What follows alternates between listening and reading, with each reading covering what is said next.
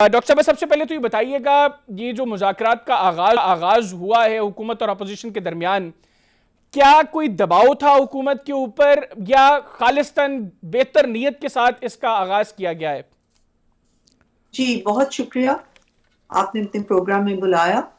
دیکھیے بات یہ ہے کہ ہماری طرف سے، ہماری پارٹی کی طرف سے بہت دیر سے، جب ہم اپوزیشن میں تھے تبھی بھی، جب ہم حکومت میں آئے تبھی بھی بارہا یہ بات کی گئی کہ مذاکرات اور بات چیت ہی ہر معاملات کا حل ہوتی ہے۔ سیاسی قوتیں آپس میں بات چیت کر کے ہی چیزوں میں سے کوئی حل نکالتی ہیں، اور آپ نے دیکھا کہ ہم نے فار ایگزامپل ایک 26वीं ترمیم آپ دیکھ لیں، جی ہم یہ چاہتے تھے کہ آئینی بینچ بنے، مولانا صاحب آئینی کورٹس بنے، مولانا صاحب نے کو اس پہ اعتراض تھا، دیگر جماعتوں کو، تو مذاکرات کر کے ایک اس کا حل نکل آیا کہ جی آئینی بینچ بن جائے فی صحیح۔ الحال کے لیے۔ تو پی ٹی آئی کی طرف سے ہمیشہ انکار رہا کہ ہم نے سیاسی قوتوں کے ساتھ بات نہیں کرنی، ہم نے صرف اسٹیبلشمنٹ کے ساتھ بات کرنی ہے۔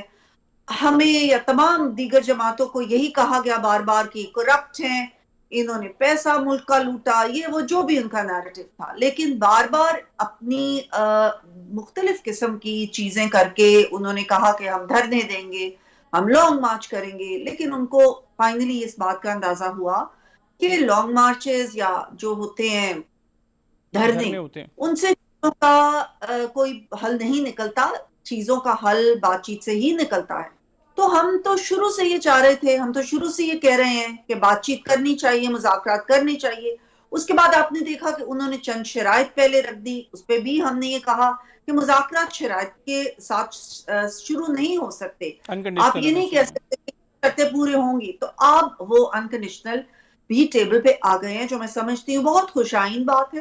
یہ ملک کے لیے، عوام کے لیے یہی بہتر ہے کہ ایک سیاسی استحکام ہو۔ جب سیاسی استحکام ہوتا ہے تبھی جو ہے معاشی استحکام بھی آتا ہے، تبھی جو ہے معیشت ملک کی بہتر ہوتی ہے اور اسٹیبلٹی آتی ہے ملک میں۔ اچھا میڈم، اب یہ بتائیے گا ابھی یہ جو ڈیمانڈز آج اسد کیسر صاحب نے گفتگو کرتے ہوئے سامنے رکھی ہیں پشاور میں، ویسے آپ لوگوں کے پاس تحریری طور پر ابھی جو آپ کی مذاکراتی کمیٹی ہے اس کے پاس وہ 2 جنوری کو آ جائیں گی، لیکن نہ تو اس وقت حکومت اس موڈ میں دکھائی دے رہی ہے کہ عمران خان صاحب اور جتنے تحریک انصاف کے لوگ جو اس وقت پابند سلاسل ہیں ان کو رہا کر سکتی ہے حکومت۔ سیکنڈلی، نہ 9 مئی اور نہ ہی 26 نومبر کے واقعات کے اوپر جوڈیشل کمیشن جو ہے وہ حکومت بنانے کو تیار ہوگی۔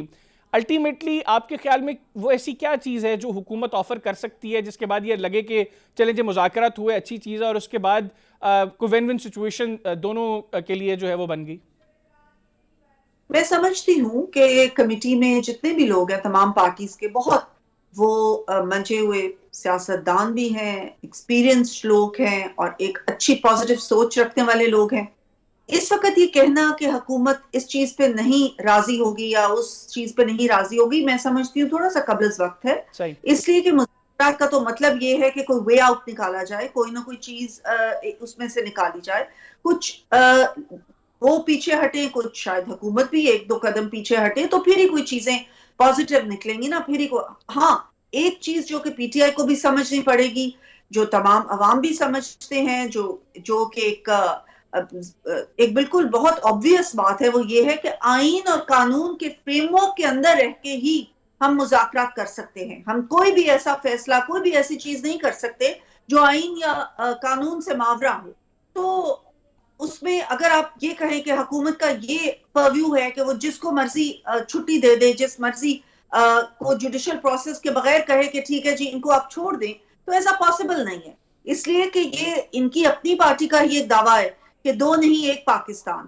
تو اگر 2 نہیں 1 پاکستان، تو پھر ایک جوڈیشل سسٹم ہے ہمارے ملک میں، ایک جوڈیشل پروسیس ہے ہمارے ملک میں، اگر کسی کے اوپر کسی قسم کا کوئی الزام ہے تو وہ اس پروسیس میں سے نکل کے ہی رہائی۔ لیکن میڈم، ہمارے ملک کی سیاسی تاریخ تو کہتی ہے نا کہ یہاں پہ الزامات بھی ایسے ہی لگ جاتے ہیں، اور پھر اس کے بعد ان الزامات کے بعد اس سے نکالنا ہو کسی کو، وہ بھی جو ہے وہ اس کے لیے بھی رستے بنا دیے جاتے ہیں، اور وہ 2 نہیں 1 پاکستان والی چیز بہرحال دکھائی تو نہیں دیتی۔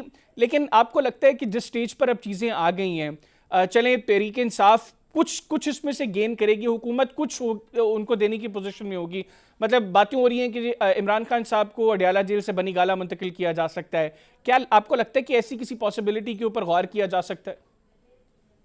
देखिए, अभी तक जो बात हुई है हमारी तरफ से और इत्तेहादी जमातों की तरफ से, वो यही हुई है कि हर बात, हर टॉपिक के ऊपर बातचीत हो सकती है, हर चीज को डिस्कस किया जा सकता है और हर चीज को टेबल पे रखा जा सकता है। और जो भी उसमें से बेहतरी निकले, इनकी डिमांड्स अभी मुकम्मल तौर पे आएंगी, जाहिर है और भी चीजें इसमें आएंगी। ये तो अभी इनिशियल एक बात रखी गई है ना, इसमें से और भी बहुत सारी चीजें निकलेंगी और भी उनकी भी डिमांड्स निकलेंगी। कुछ हुकूमत की और इत्तेहादी जमातों की तरफ से भी बातचीत होगी। लेकिन समझना सब सियासी जमातों को फाइनली यही पड़ेगा कि सियासी इस्तेहकाम इस मुल्क के लिए बहुत जरूरी है। बार बार सड़कों के ऊपर एहतजाज, बार बार इंतशार, बदअमनी, जिससे कि अब अवाम तंग आ चुके हैं, उसका कोई हासिल नहीं है, किसी सही, को भी कोई हासिल।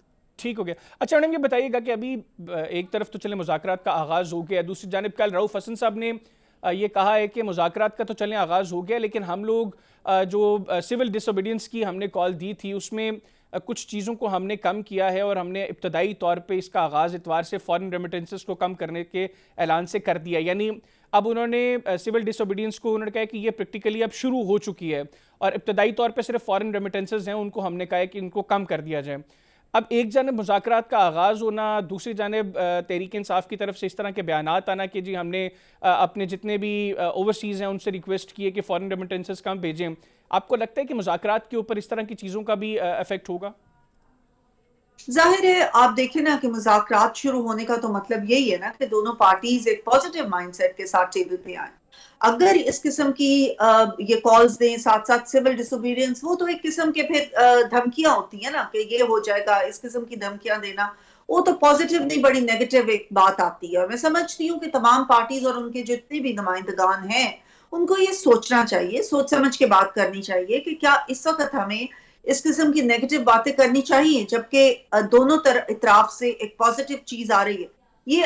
ये मैं समझती हूँ एक नेगेटिव बात है। और इसका आप देखें ना, ये कहना कि हम सिविल डिसोबीडियंस करेंगे, 2014 में भी ये सिविल डिसोबीडियंस करके देख चुके हैं, बुरे तरीके से वो नाकाम हुई थी, फ्लॉप हो गई थी। अभी भी अगर ये कहते हैं कि रेमिटेंसेस हम कहते हैं अपने लोगों को कि लोग अपने रिश्तेदारों के लिए पैसे भेजते हैं, क्यों, किस तरीके से अपने रिश्तेदारों को यहाँ पे तंग कर सकते हैं किसी की सियासी जो है जिद को पूरा करने के लिए, या ये कहने के लिए कि किसी एक शख्स को एनआरओ मिल जाए। मैं समझती हूँ ये बात नहीं होनी चाहिए। बात मुल्क और कौम के मुस्तकबिल को और आवाम की बेहतरी को जहन में रखते हुए बातें होनी चाहिए, ठीक हो डिमांड्स होनी ठीक चाहिए। हो गया। अगर पीटीआई भी एक सियासी पार्टी है। सही। अच्छा मैडम, ये बताइएगा, एक तो ये कि हतमी तौर पे हुकूमत की जानिब से इन मुज़ाकरात का फ़ैसला किसके पास होगा, फ़ैसला करने का इख्तियार किसके पास है? क्योंकि कहा यह जा रहा है मुस्लिम लीग नवाज़ की जानिब से कि मुज़ाकराती कमेटी के हवाले से जो नाम सामने आए हैं, ये नाम नवाज़ शरीफ साहब के तजवीज़ करते हैं और अल्टीमेट फ़ैसला भी नवाज़ शरीफ साहब करेंगे। एक तो ये बता दें कि मुस्लिम लीग नवाज़ की जानिब से इख्तियार किसके पास है, हुकूमत की जानिब से फ़ैसला करने का इख्तियार किसके पास है? क्योंकि बैरिस्टर अली ज़फ़र साहब ने तो कह दिया कि जो अपोजिशन की मुज़ाकराती कमेटी है, इसके पास फ़ैसले का हतमी इख्तियार नहीं है, हतमी फ़ैसला इमरान खान साहब करेंगे। देखिए, वो बात बिल्कुल ठीक है, उनका हतमी फैसला तो एक शख्स के पास ही होता है।